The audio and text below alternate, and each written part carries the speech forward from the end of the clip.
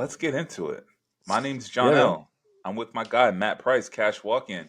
And this is Heat Check powered by Designated Report. And we're a couple days later than we typically record. It is what it is. Life be life. Life. And Yeah. um, Could have got but Cash on, but he ain't ready Cash yet. He not ready he could yet. have made his debut. He not ready Um, yet. um, first, and I know you're not Catholic, but did you give anything up for Lent? No, Have you ever? I'm not a quitter. I don't quit things. That's not what I do. Yo. I love everything. I love everything I do. So why would I give it up? I mean, I'm just saying, Yo, like, fair enough, that's man. the way I look at it. It's not religiously. I'm not obligated religiously. So nah, y'all Yeah. have fun with that though. I'm proud of y'all. Yo, that's In the funny. name of Jesus. That I'm is telling you, funny. I'm proud. I respect I'm it proud though. of y'all. I'm I proud of y'all. respect it. Uh, um, so let's get into it. Yes, So I want to start where we ended last episode.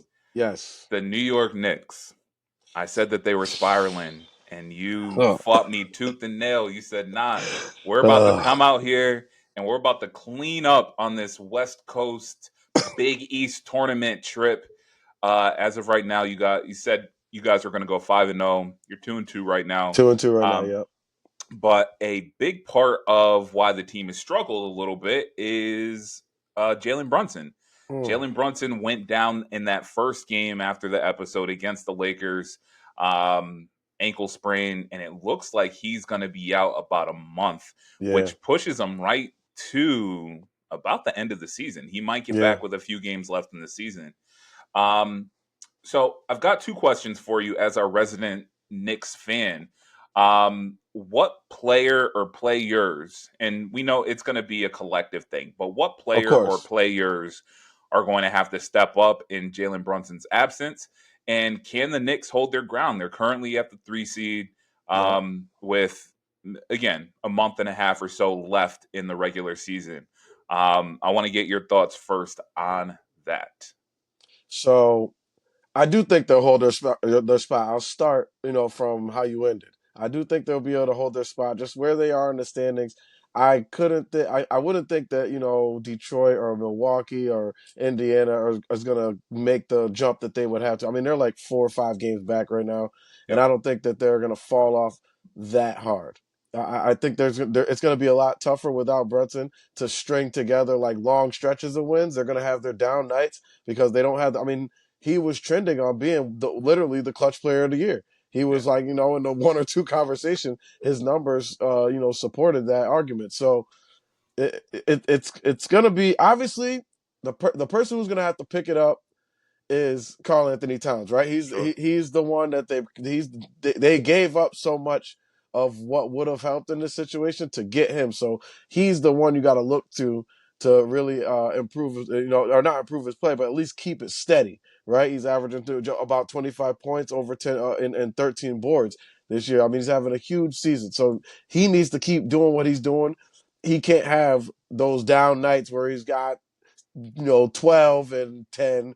Every night's got to be 22, 24 and 10, for them to stay in this thing. And then but the real guy, Tibbs called his number the other night. We heard the double bang. He hit a huge game winner in overtime against Portland. Mikal Bridges, man. They gave up also a lot to get him. And I Yep. mean, when Brunson's there, obviously the touches for him aren't as much. He's getting the ball in his hands more with the opportunities to put it on the floor and create and get to his spots now. So he's got to cash in on those opportunities, man. Uh, he's averaging 17 points per game this year. I mean, that's not bad, right?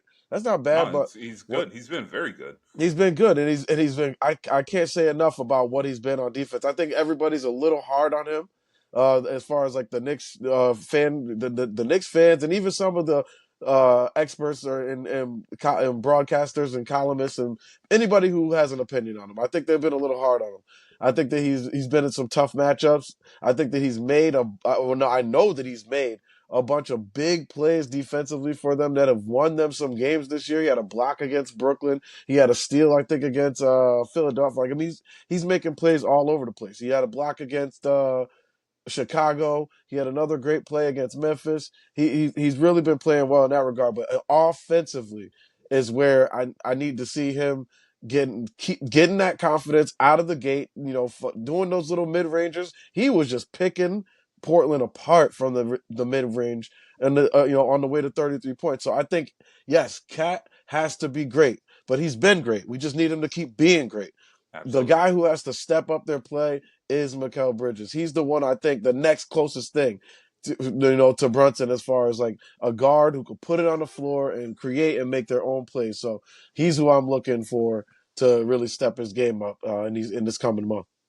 Yeah, I went to the exact same place as you. Cat, Yeah, obviously, him and Brunson, they're kind of the 1-2 punch. So the expectation is that he's going to get more touches. He's got to be consistent, like you were saying. We need exactly what you've been giving us, maybe a little bit more. If you're averaging, what's Cat averaging on the season? 24 So points, 13 rebounds. so if he's at 24 and 13, I mean, you're probably hoping he can give you 26, I'm 28, hoping he and can get to 13. 27 or something like that. Yeah, Yeah. But again, I mean, you'll happily take 24 and 13 every night if you can heck get yeah, it from him. absolutely. Um, but Mikal Bridges, absolutely, absolutely. And the funny thing about that, so I know they had the big win in overtime against Portland, and right before that game, there was like a little dissension because Mikal Bridges was talking about how Yeah, he had gone to Tibbs and he's like, "Hey, like I'm logging a lot of minutes." And Tibbs came out, he's like, "No, that conversation never happened." And winning masks a lot of things. So as long as they continue to win, I don't think yeah, anybody's really going to make a big deal about minutes or you know large minutes or anything like that. But is that for a team that relies so heavily on its 5-man, 6-man, maybe 7-man rotation? yeah. He's at like Are 7 guys right now. are you concerned with Jalen Brunson being out and either those minutes picking up or you've got some other guys, maybe less experienced guys coming off the bench that are going to have to log larger minutes and really play a role moving Yeah. forward? When it comes to the minutes, a part of me agrees with McHale, part of me agrees with Tibbs. I think the matchups that they've had have dictated the minutes that those guys, OG and Bridges and Hart, have played. They're wing guys, and this is what Tibbs was saying. Like it's a league. The league is built on wings. Like everybody's best Absolutely. player are wings. These are our primary defenders: Hart, Bridges, and Anunoby. So yeah, they're the three guys in the tops in minutes played. So that because the other team's guy is up there in those minutes played as well. So they're just mirroring those players on the court. So their Yep. numbers are up there, and I can understand with. But I also for this situation, like luckily Jalen Brunson's replacement, Deuce McBride, he is a part of that 7-man rotation, so he does log minutes, so he does have that experience. But my worry is what happens if Cat, who's already got like a thumb that's going to need to be repaired in the offseason, what happens if something else happens to him and he can't? And then you only got behind him, Precious Achua and Mitch and one other guy who barely plays. And that's what I'm looking at. I want these guys to be prepared for when their number is called because we don't know what's coming injury wise or anything down the line. So it's best to be prepared by using them in regular season games. Now, having said that, I also understand that these are matchups that they want to win. So these guys are playing big minutes and big games for them, where they're close and the game can be decided. And the final minutes, like they're playing heavy in the fourth quarter if they're down, and he's trying to come back and get a win, and it's possible. But they've played 29-minute games. Brunson had like 29 points in like 28 minutes in one game against Yep. Charlotte, I think it was, and he was out of there. Like if they beat teams, he gets them out of there. So I think it's a little bit of a part of the matchup and the way the game is going, and that's just what the minutes are going to do. But these guys are professional basketball players, man. They are conditioned for this. They're conditioned to play 48 minutes. You don't want them to, but they're conditioned to play 48 minutes a night for 82 nights a year. And if the injuries, a lot of times, I don't see them. People try to relate them to the minutes. I don't see them as relative to the like Jalen Brunson didn't roll his ankle because it was too many 22 minutes. minutes, yeah. Yeah, exactly. Even going to college basketball, Cooper Flag, that happened in like the first 7 minutes of the game. It's like he's just going up for a rebound, comes down, and there's bodies, feet, legs, everything everywhere. These things happen. And sometimes guys are going to get hurt. That's a part of the game. It's about the next guy up. Is he prepared to do what he has to do so this team can stay on track? And that's why I want the bench players to increase their minutes. And that's why I think Mikal was trying to say, like, yo, like I'm an Iron Man. Yeah, I'm gonna play every night, but like, yeah, I'm starting to feel this on my body. Yeah, So yeah, if that's I ask exactly you what he for a said. day off, I better get it. You better have somebody ready to do it. So before we move on from the Knicks, uh, just a yes or no. With the injury to Brunson, you mentioned Cat's thumb. Do you have any concerns or any reservations over this last month and a half of the regular season? They have a tough stretch. One more real tough stretch, but they're off. They're out of the West. They're coming home next week, and no, I don't have. I'm not worried as long as Fair Brunson enough. comes back. As long as Brunson comes back, I meant to Yeah, answer that and just no, but it's as yeah, long as, no, long as he comes back. It doesn't even have to be during. I think how they play over the next couple of weeks will dictate when he comes back. If they give up ground on that that 2 or 3 seed or whatever, or excuse me, 3 seed that three they're in, seed. I think that maybe if he feels good, he comes back. But they're going to take their time. He's going to get his around the clock treatment, and they're going to try to just get him back, maybe fresh for a couple games before the playoffs, tune up, and get out there and go. Yeah, I mean, ultimately, you want your team to be hot going into the playoffs, of course, but you also want your team to be healthy. So, Yeah, um, and obviously positioning and matchups and all of that's going to play a role into it. Obviously, Brunson's health first and foremost. If he can't yeah, go, he can't go. But um, yeah, man, at the end of the day, as long as you're relatively healthy, and everybody's going to be nicked up, everybody's going to be tired at the end of an 82 game season, but it's a war of attrition. And as long as you're relatively healthy, I think the Knicks and, yeah, whoever else, honestly, you have a legitimate chance. So yeah. I think that's the biggest thing, It's good. weather the Yeah, storm, yeah, get Brunson back healthy, and yeah. then who knows what happens from there. That's it. That's all we can. That's all we can focus on.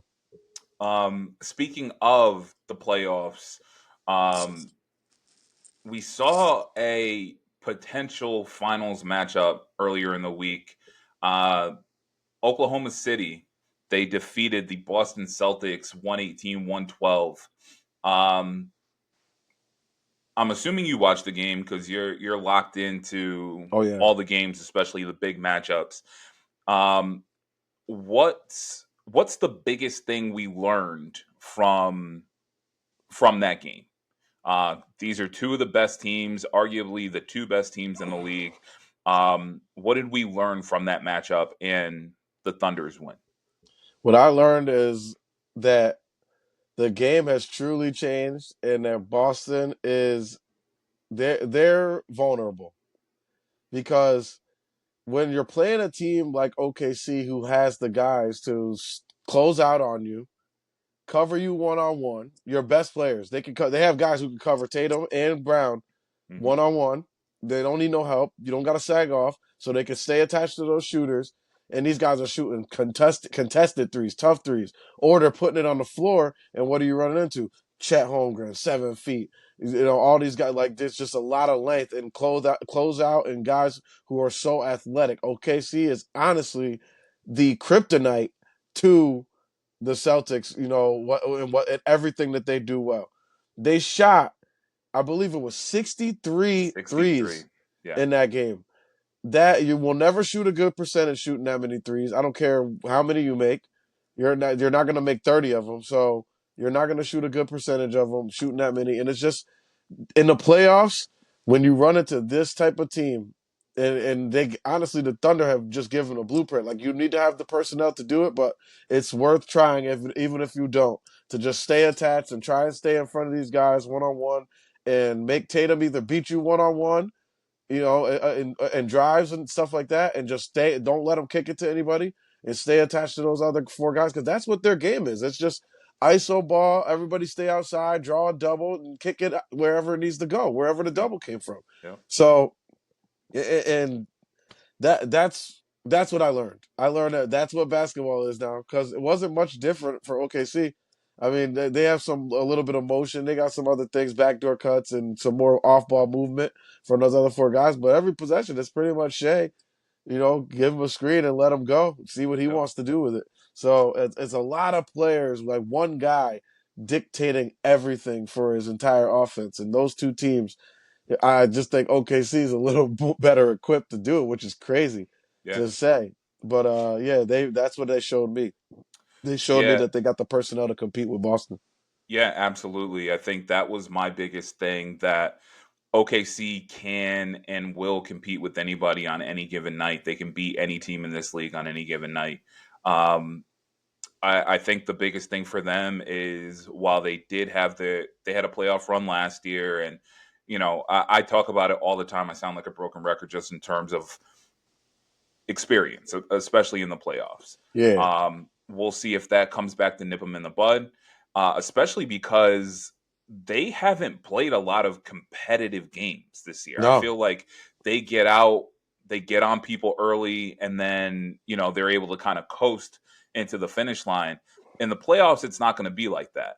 So that's, between their youth and inexperience and the fact that they've kind of dominated the regular season so far, those are my two concerns as Yeah. we enter the back nine and into the playoffs. It's like, hey, you guys really haven't played any tough, meaningful basketball Yeah. really all No one's season. challenged you. 4 or 5 games they've been challenged all season. Yeah. And now you get into the playoffs where you're playing the same team for 7 nights Yeah. potentially.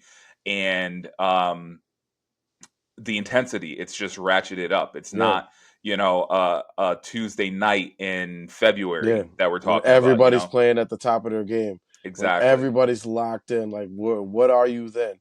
When those other guys are just as good as you, and they're playing for everything you're playing for just as hard as you.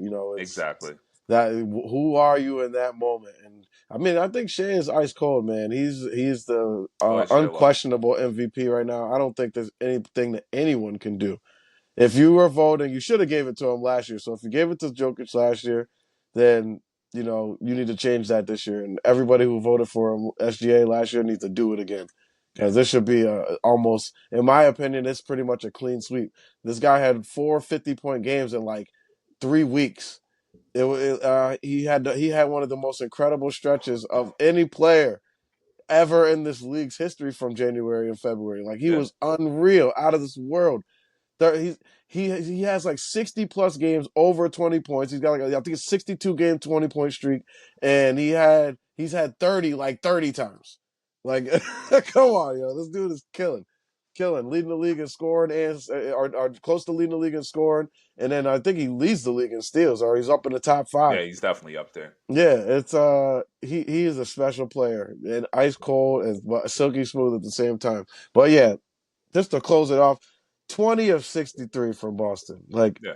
just think about all the possessions. Like, if you make 23 is awesome, but you had to shoot 63 to get there. Think about you could take 10, 20 of those back, and it would be so different. If you were 20 Yeah. of 43 even, and then you use those other possessions to do something else with the ball, go to the, drive and get fouled.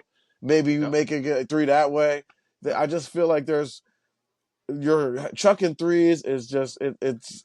I know the analytics say that it's a better shot and that it's better for everything, but to me, that's the other side of the analytics that they need to look at, is that, oh well, okay, if I chuck it and I missed, I just gave a possession away. And what Exactly. if the other team is scoring too?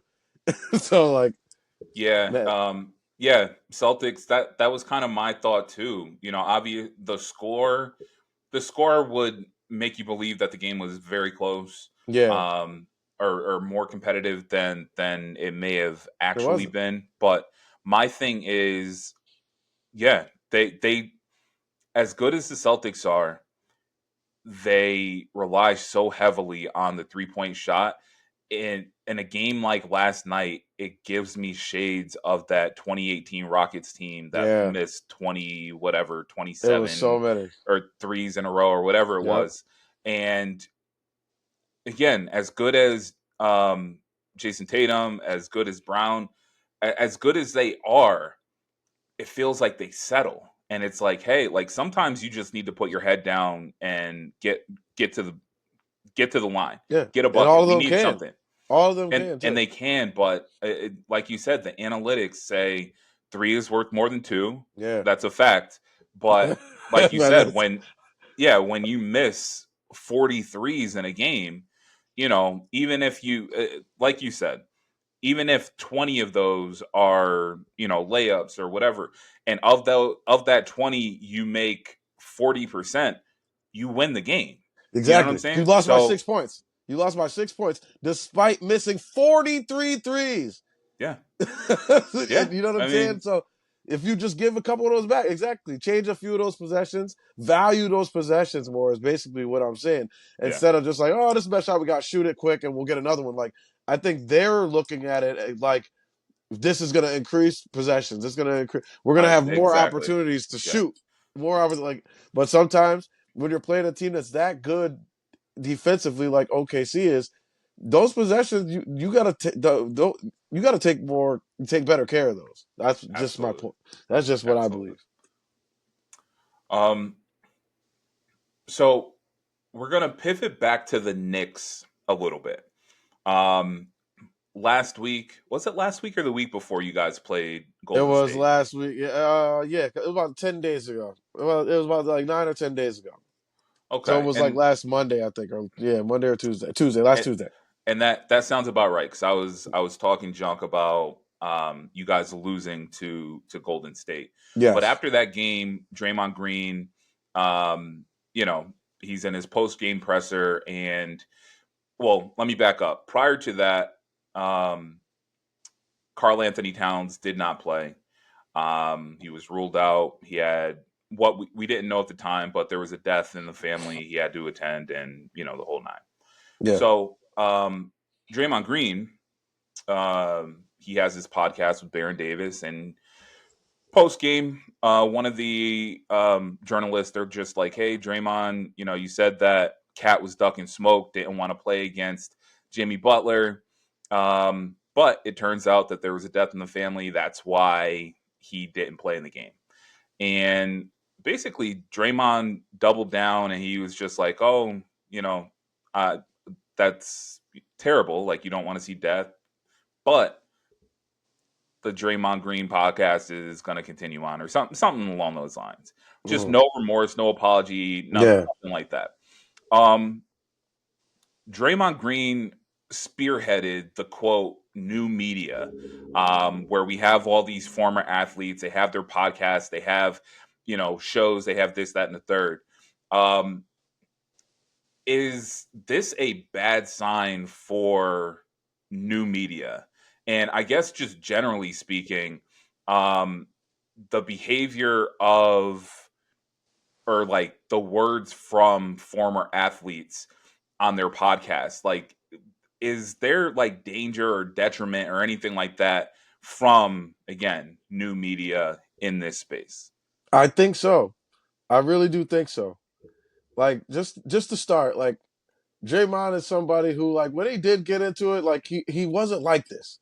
He Yeah, wasn't searching for the clickbait and all that stuff like that. He wasn't. He was really talking the game, and I think that is where everybody was going. Like everybody was gravitating to that. They were heading that direction. They wanted to really talk hoops. When Brian and JJ Redick had their show, like that was really talking hoops. Like it was for real like basketball lovers. And like this just didn't make any sense. Like for him to even say that, what doesn't even make any sense. Cat was not ducking anything. We had already played. He played against Jimmy Butler this year, and dropped 44 on Miami when he was there. 44 Cat had, and yeah, so where was the fear there? It's like Draymond. if you had any idea, if you were really like paying attention to the game and to the league and what's going on and really tapped in, you would have known. Yo, well, he's obviously not scared of. He's not dunking. There's no smoke there. There's no smoke there. He cooked him in the last time he saw him. Yeah. So it's just like a lot of these guys too. It's turning into I was looking up to these players getting into media in their after their careers were over, their playing careers. I mean, because I'm looking for the stories and the analysis from Yeah. on the court from people who was like actually out there. You Yeah. know what I mean? But now it's turned into like these dudes are taking things way too personal. Like I don't know what there has to be some kind of beef with Maybe. Cat and Draymond because and Cat probably be like, I don't even know what his problem is. But Draymond's got a Yeah. problem with him. Like he was saying stuff about him and calling him soft before when he was even in Minnesota. So there's something, and these things are like unprovoked and and then it's even worse that like okay, like you call yourself like you want to call yourself a journalist one day, like you want to call yourself a member of the media, but when you get caught out being completely wrong, you just stand on it and then show no remorse and then just be like, oh, and plug your show. Like, bro, that's Yeah. crazy. It's very distasteful, and no one's looking for that from you. Like, it just get back to the basics, man. Get back to the basics. Like, we didn't play in the league, but we're still on here talking hoops from our perspective and what we know, and trying to give the viewers that we have the best analysis of the league that we could give them from our Absolutely. perspective. Yeah. I go to these games a lot. I do the best I can. So do you, and Draymond having the opportunity to actually be on the court, be behind the scenes, be in these buildings, like to just spread a rumor when you really could have, like, I'm sure he could have got a hold of Cat and found out before he went on there and said all that, gossiping like a little girl. Before, I'm sure he could have reached out and found out, yo, everything all right? I missed you at the game today. Ha ha ha. Whatever. Even if you want to be corny like that, like, and just found out what was really going on. But Yeah. he didn't even take the time to, as a journalist or a wannabe journalist, to find his source and make sure that what he was going to be saying to however many hundreds of thousands, possibly millions of people heard him say that, spreading that narrative on his show. It's nasty, nasty, nasty work, Draymond, and you gotta, be better than that, man, in the future. Yeah, I mean, with regards to Draymond specifically, I can't say that I'm surprised. I mean, we saw Draymond punch Jordan Poole, and he didn't apologize for like a year. Like a year or two later, finally he was like, "Oh, like I was in the wrong. Like I I shouldn't guess have I was done kind that." of messed up. Yeah. So I can't say I'm surprised about Draymond specifically, but I think we're at a very interesting intersection with media and journalism in general. Yeah, I tweeted something about this the other day um, because Charles Barkley had said something about Kendrick Perkins, right. and Kendrick Perkins basically tweeted out like, I'm about this life. You know what I'm saying? Like, if Yeah, you want to come see me, you could pull up. This is where I'm from. And I tweeted something along the lines of like, yo, like, I think it's really weird that journalists, like other journalists, are talking about each other or threatening them. Like, are you uh, Kendrick? You've got a bunch of money. You made a bunch of money in your career. You're at ESPN, the whole nine. But like, are you so like secure with your spot that you would give up your career at ESPN to like to put fight Charles hands on Barkley. somebody? Like, it doesn't make any sense to me. Yeah, So, but I think what part of it is in a time and a generation now where everything is TikToks and reels and right. just like minimal context clips. Like nobody's sitting down to watch ESPN for 2, 4, 6 hours like we used to do. Like Yeah, just throw it on in the morning and just let it run. Sports Center's running all day. Like Yeah, that's not what's happening anymore. So you have like the first takes, you have Skip show, you have Shannon Sharp show, and they're I feel like they are legitimately out there just for clickbait. Like, let me yeah. say the most bold, most outrageous thing because people are going to engage with it. Good, bad, or indifferent. It's Like, all about that's engagement. ultimately what everybody's looking for. Need the And, eyes. yeah. And then even like, we saw the situation with LeBron and Stephen A. Smith. Yeah, I know Stephen A. Smith isn't a former player, but same type of thing. Like Stephen A. is on his world tour now. He's on every podcast. He's on his podcast. He's yep. on First Take. He's talking to everybody about this interaction. And I'm like, bro, we don't care. Nobody cares. Like LeBron pressed you because of how he felt about what you said. Sure, Stephen A. like address it the first time, but why are you on First Take talking about it?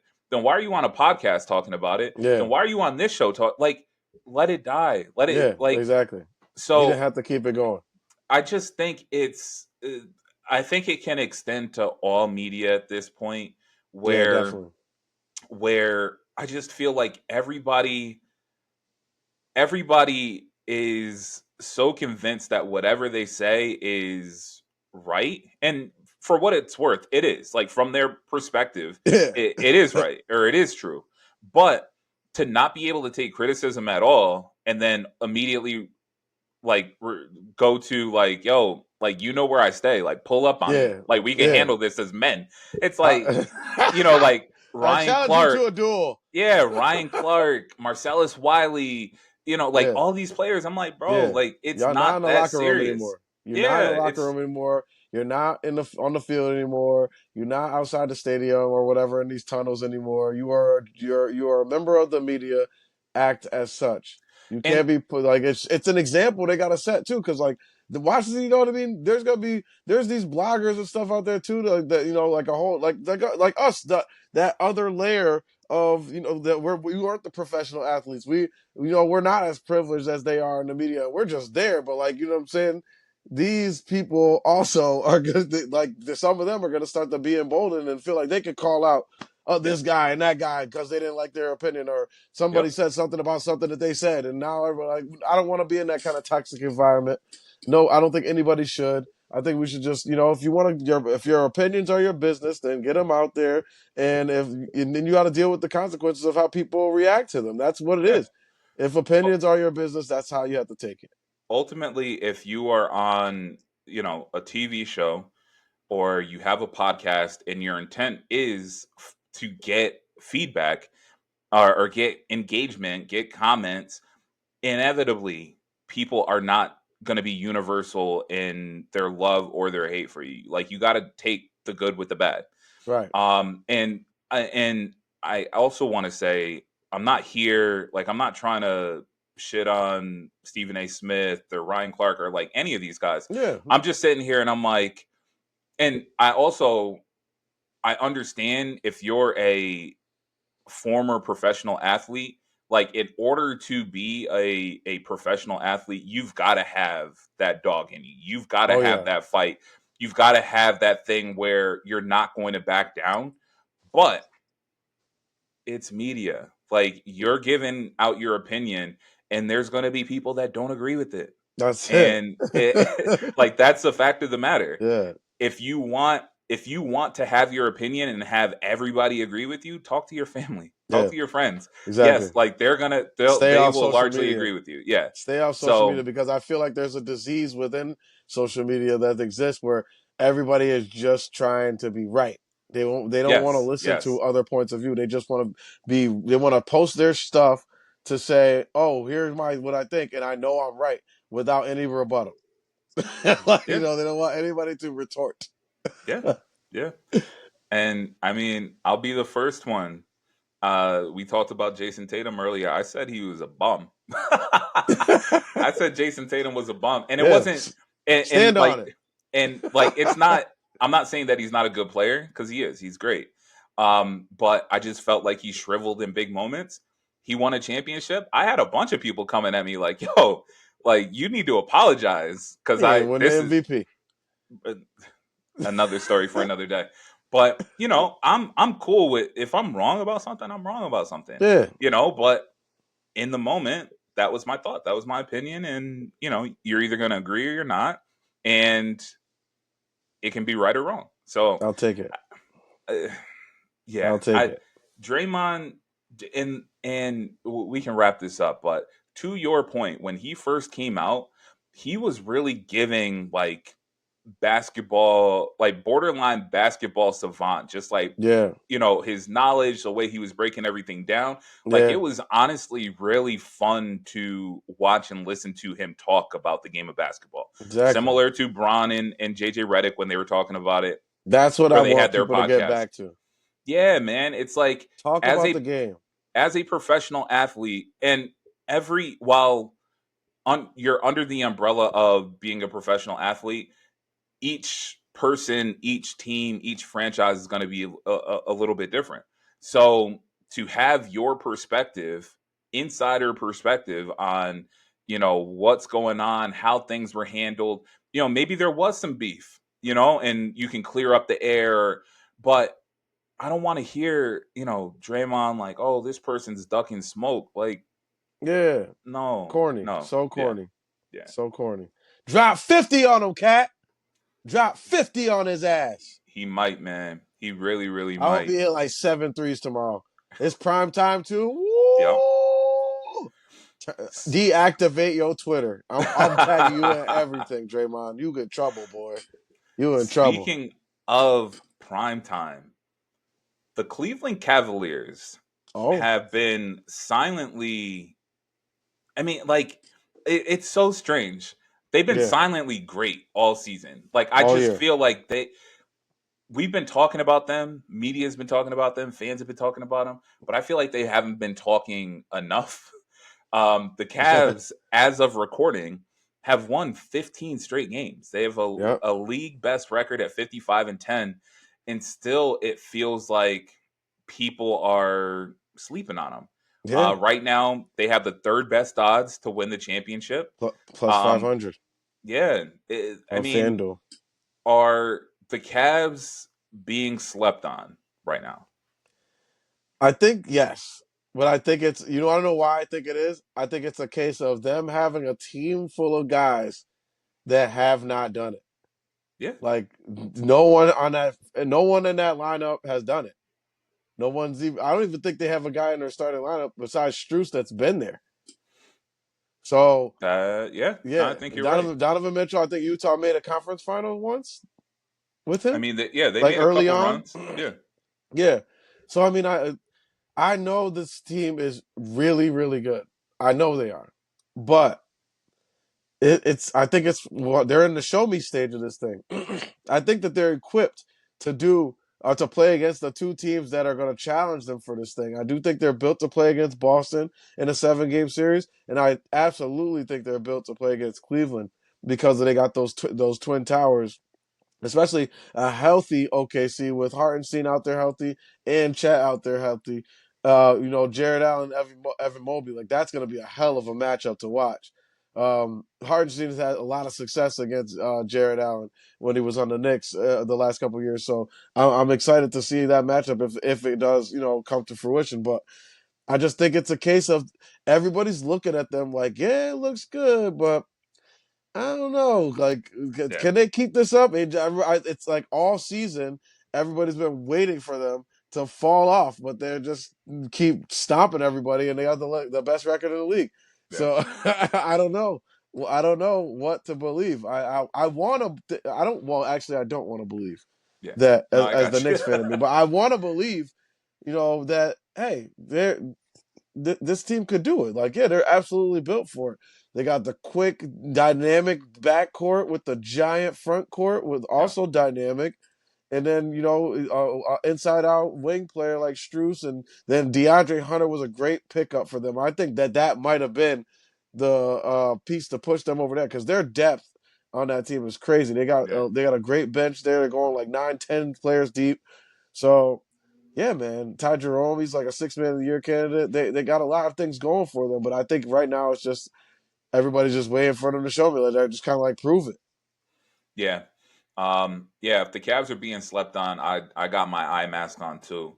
Um, on I mean, honestly, very similar to you. Like, in my mind, on paper, yes, they're a great team. They're Yeah, legitimate title contenders for this season, right? Um, but right now, as we mentioned, plus 500, they are behind the Celtics and the Thunder. Yep. They're right ahead of the Lakers and the Nuggets. Nuggets Um, climbed over the Lakers just by a little bit. Nuggets are fourth, and then the Lakers. okay, Then the Warriors, which is so insulting I. to the Knicks. um, but yeah, I mean, generally speaking, I feel like they're properly rated in terms of Yeah, their odds to win, but yeah, it, I think it's to your point that I need them. I need to see that they can do it, and I do understand that that's a little hypocritical of me because yeah, the Celtics won it last year, and like I said, Jason Tatum, I was thoroughly convinced that he yeah. We was didn't not think going to they be was gonna able do it to. either, Yeah, and they was kicking everybody ass too. exactly. Show me. So I I'm not rooting for the Cavs, but I Absolutely do not. think they I do think they if they were to go on a run, if they were to win a championship, they absolutely deserve it. You For know, sure. it's just I'm just sitting here and I'm like, in a 7-game series, do I trust them or Boston more in the East? Do I trust them over OKC? I don't think so. Do I trust them over Denver? I mean, with Jokic on the team, Push I'm comes never to going to count shove, them yeah. out. Push comes to Um, shove. Like I think if in a tight type of series like that, like I don't know. yeah, I probably would. Jokic will be if they have if that was a series, right? We get to the finals and miraculously it's Cavs Nuggets. I'm taking the the Nuggets league would because hate the that. best player on the floor is on the Nuggets, Yeah. and I'm taking the best player on the floor. Yep. And then similarly, if the Lakers were to make it, I think I trust Luca and Luca and LeBron LeBron, more than you know what I'm saying. So yeah. show me, show me. And what I'll. LeBron playing against the Cavs It would be in a cinema. I need it. final? I need Nah, it. bro. Cinema. I need it. Yeah, I Um, would love to see that. so we'll see. We'll see. Again, it doesn't seem like the Cavs are slowing down. No, We not we even a would little bit. we would have 15 to game winning assume, streak going for 16 tonight of the recording of the show, Friday. yes, So, yeah, we. we'll see what happens. I've got to assume that they're gonna end up being the 1 seed. Knock on wood. We don't want to see Yep. injuries or anything like that. But there's nothing that would suggest that that team is going to slow down through the last month and a half of the season and Let's into see the what playoffs. John Morant and them got to say about it tonight. Let's see what they got to say about it. That's what I'm watching. A little college basketball with an NBA appetizer. That's what I do. I'm telling you, man. I just gotta say this. Like, I love basketball. I love talking basketball so much. Like, basketball is why I like fell in love with sports in general. Like, it's Yes, like that. This is my favorite sport. It always has and always will be my favorite sport. And that's what I love just doing this, man. So yeah, man. It's always nice to do this. It's always yes, nice to do this show and get out here it really and kill is. It it. really is. Um, this wasn't on our show sheet, but I gotta ask. Yeah. Joel Embiid, what's next for Mm. that man? Um, Let me be serious. Okay. So look, I mean, we know the knee problem is the knee. Like he has to. I don't care how long it takes. If he wants to keep playing, and that's his decision, he's got to do whatever it takes, like however long it takes to go and get that thing right. Whatever experimental surgeries or whatever anything they're trying to do, they need to do it. Any clinical trials, they need to do it because they invested a lot into putting things around him. And there was already a rumor today I saw from one Philadelphia reporter, or maybe a blogger it might have been, but it was that they're going to be seeking to trade Paul George in the summertime. So like as soon as the offseason hits, so they might be looking to retool this thing around Maxey and McCain, and we'll see what happens, man. I just think, and at that point, you what do you do? I don't know. You might have to start looking for Embiid's replacement at that point and see what options you can get because nobody's going to take him now at the number that he's making, like Yep. with one leg. So you got to figure out a way to get him back out there. But you can at least get somebody in there that could play his minutes and at a high level whilst he gets recovered, and maybe he can come back for some type of like goodbye tour and to be the backup center or something like that, like a mascot. I don't know. In three That's years when his crazy. knee is good. I don't know. I don't care Um, for Joel Embiid because he tried to end Mitchell Robinson's career. So Yeah, no, I that's know it. you're not the But biggest Mitch is fan of him. back and healthy now. And what you doing? Send your ass at home watching. um, yeah, I don't know, man. Joel Embiid, unfortunately, has been a topic of discussion a lot in this show over the Oh, I bet. last few years.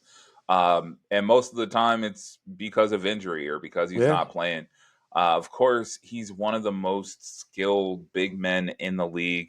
You know, he's a threat to go off for 40, 50 on any given night. yeah, But when is that night going to be? We don't know if and when he's going to play.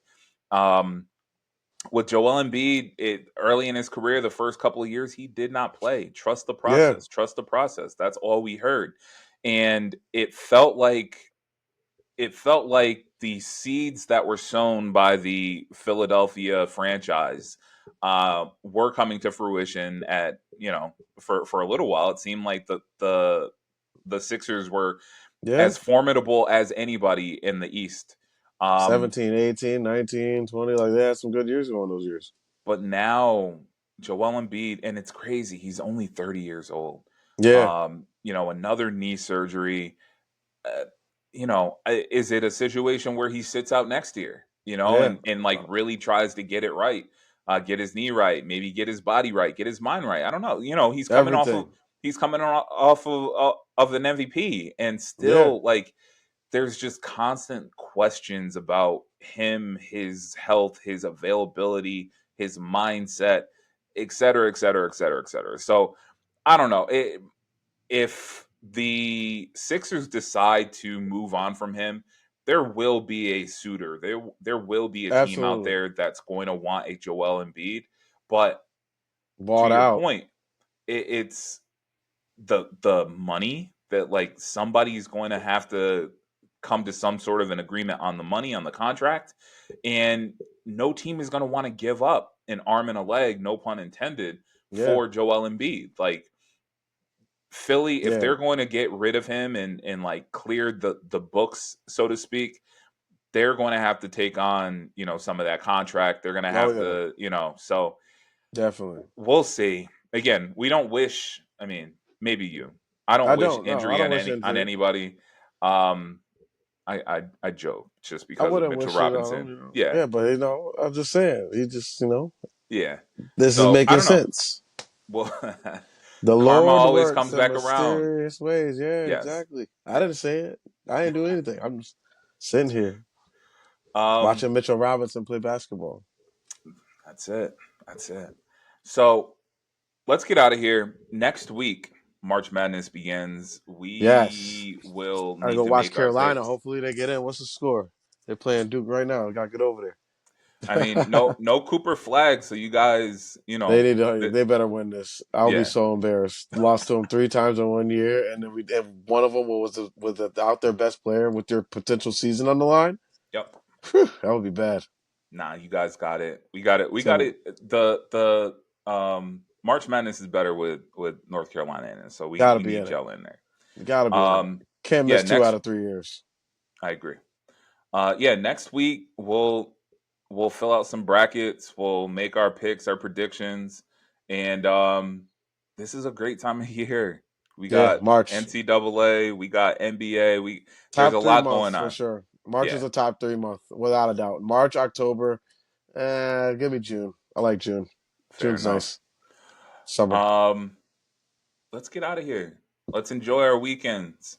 My name, I'm John L. This is Matt Price, Cash Walk-In, and this is Heat Chat powered by Designated Report. We Yes, will be sir. back with y'all next week. Cat, I need 50 from you tomorrow, my boy. 50 cat. I'm Need telling you, 50. let's go, Bodega. Get busy on this clown. Get busy on him.